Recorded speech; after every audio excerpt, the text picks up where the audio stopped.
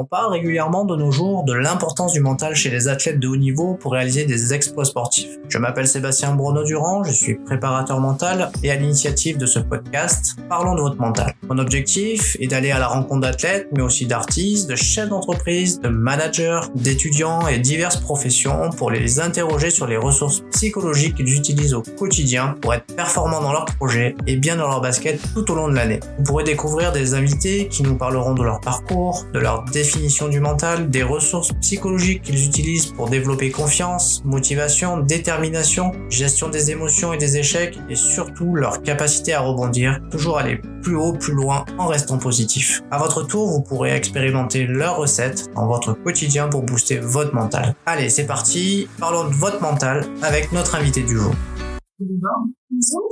Alors, je te remercie de participer à notre podcast Parlons de votre mental et je vais te demander de te présenter. Alors, je m'appelle Aubin Bruno Guerlain, j'ai 8 ans, je suis en classe de CE2, je fais du théâtre, du judo, parfois je fais de la boxe. Ça me fait vraiment très plaisir de participer à ce podcast. Alors Robin, je vais te poser des questions et puis tu vas essayer de m'y répondre. Alors je vais te poser des petites questions qui ont un lien avec le mental. Alors Robin, de quoi es-tu le plus fier aujourd'hui? Alors je suis fière quand je suis permis vert, c'est le meilleur permis. Et aussi quand je gagne des coupes, des trophées, des médailles. Qu'est-ce que c'est pour toi avoir un bon mental? Pour moi, un bon mental, ça veut dire gérer ses émotions, surtout la colère. Parce que la colère, c'est une énorme émotion qui peut dépasser et nous mettre à un endroit hors de nous. Donc gérer les émotions, c'est important pour pas se mettre en colère, par exemple. D'accord. Et comment tu fais toi pour pas te mettre en colère? Quand je suis en colère, je ferme les yeux, je respire et j'inspire. Alors du coup, tu utilises une technique de respiration pour pouvoir te calmer. C'est bien ça? Oui. Inspire et t'expires. Et tu le fais plusieurs fois? 5 fois. 5 fois. Très bien. Bah écoute, c'est une bonne méthode pour pouvoir se calmer. Alors est-ce que tu as une méthode pour te concentrer? Tu peux nous la décrire? Oui, je vais la décrire. C'est qu'en fait, je me fixe le défi de regarder que mon travail. De pas regarder les autres. Parce que si je regarde les autres, là, je vais plus rester concentré et faire des fautes d'orthographe. Donc, le mieux pour rester concentré et ne pas faire de fautes d'orthographe, c'est de regarder que sur ce qu'on fait. Eh bien, pour moi, ça veut dire de réfléchir, de bien se concentrer pour réussir l'exercice. Parce que si on se concentre pas, l'exercice, on va pas pouvoir le faire. Parce que l'outil qu'il faut pour faire l'exercice, c'est la concentration. Très bien. Alors, est-ce que tu pourrais nous expliquer comment tu fais, toi, pour arriver à te concentrer? Eh ben, je me dis que pour pas me déconcentrer avec toute la classe, je me dis que eux, ils font pareil, ils me regardent pas et que je le fais en forme de jeu et je me concentre. Je lis une fois la consigne, par exemple, comme ça. Une deuxième fois en essayant de comprendre et la troisième fois en comprenant. Comme ça, je peux bien réussir l'exercice. Très bien. Et alors, comment tu fais pour te concentrer du coup pendant l'exercice? Pendant l'exercice, je me concentre parce que pour me concentrer, je m'imagine aussi, c'était l'idée de la maîtresse, qu'il y a quelqu'un, monsieur, par exemple, imaginons que c'est en grammaire. J'arrive pas à me concentrer. On me dit que monsieur Grammaire, il veut gagner l'exercice contre moi.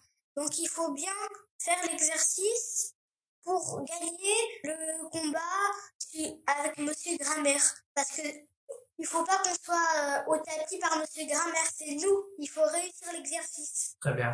Donc du coup, il faut gagner contre monsieur Grammaire pour le mettre KO et donc il faut rester concentré pour le mettre au tapis. Oui, c'est ça. Est-ce que tu as confiance en toi? Oui, j'ai confiance en moi.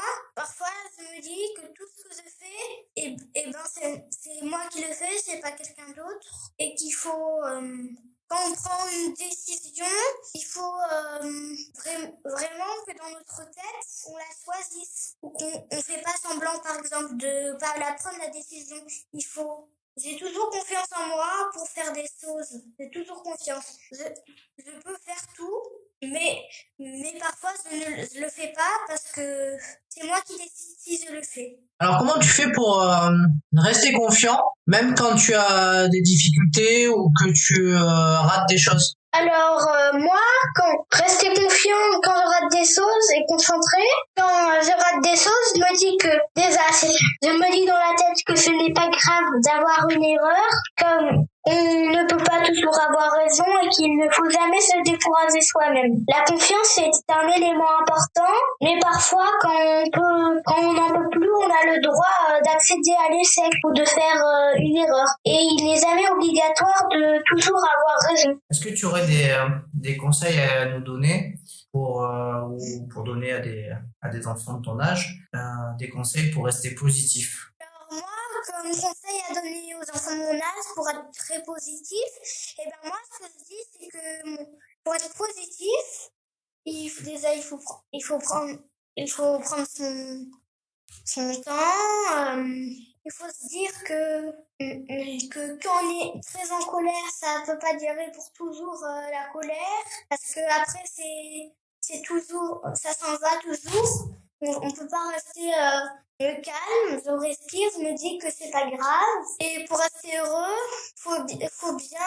il faut faire attention qu'à tous les moments, ça se passe bien, de pas faire des bêtises, être sage, pour que tous les moments se passent bien et que ça soit tout soit toujours très positif. Comment tu fais croire en toi, même si quelqu'un ne croit pas que tu vas réussir? Alors, déjà, je me dis que tout le monde est différent. Par exemple, moi, c'est moi, quelqu'un d'autre, c'est quelqu'un d'autre. Imaginons que je suis à l'école et qu'il y a quelqu'un. Moi, je crois au Père Noël et quelqu'un, il n'y croit pas. Pas obligatoire d'y croire. Mais c'est comme un exercice où c'est à nous de penser. C'est du mental. Alors, du mental, tu peux préciser? Du mental, c'est plein de choses. Ça veut dire croire en ses rêves, avoir confiance en soi et plein d'autres choses. Alors, qu'est-ce que y a comme autre chose? Comme autre chose, il y a croire en des choses même si quelqu'un d'autre n'y croit pas. Nous, on a notre pensée, quelqu'un d'autre a sa pensée. On n'est pas obligé de faire d'imiter l'autre, quoi. Nous, on est nous, l'autre, il est l'autre. Est-ce que tu sais ce que c'est la motivation? Oui, je connais très bien. Ça veut dire que quand on se motive, par exemple, imaginez que je suis malade le jour à l'école où on fait du sport. Alors moi, comme j'aime bien ce sport, alors moi, ce que je fais, c'est que voilà. Je me dis, allez, bon, c'est pas parce que t'es malade que tout va changer. C'est pas la fin du monde si t'es malade. Et puis, si j'aime bien une chose, personne m'oblige à pas faire la chose. C'est moi qui décide si j'ai envie de la faire. Je me dis, allez, bon, c'est ton sport préféré, il faut le faire. Et c'est très important parce que si tu veux pas le louper, il faut le faire. Il faut que je me motive un peu. Alors, comment tu fais pour être toujours motivé? Motivé, avoir envie de faire les choses. Pour envie de faire les choses, je me réveille un peu, je me secoue la tête. Et en fait, j'essaye de penser pour me motiver. J'essaye de penser la chose que je vais faire. Si elle a du sens, par exemple, imaginons que j'ai pas envie de me promener. Déjà, j'ai pas envie de me promener. Faut que c'est un sens de pas avoir envie de se promener. Et le sens, c'est un élément important dans le mental. Du coup, tu fixes des défis, des intentions, des objectifs? Oui, parfois je me fixe d'avoir permis vert. Parce que permis vert, pour moi, ça veut dire que je me suis bien comportée. Et être bien comporté, c'est plutôt un objectif. Donc ça, c'est un objectif pour l'école, mais est-ce que tu as d'autres objectifs, par exemple pour le théâtre, pour le sport?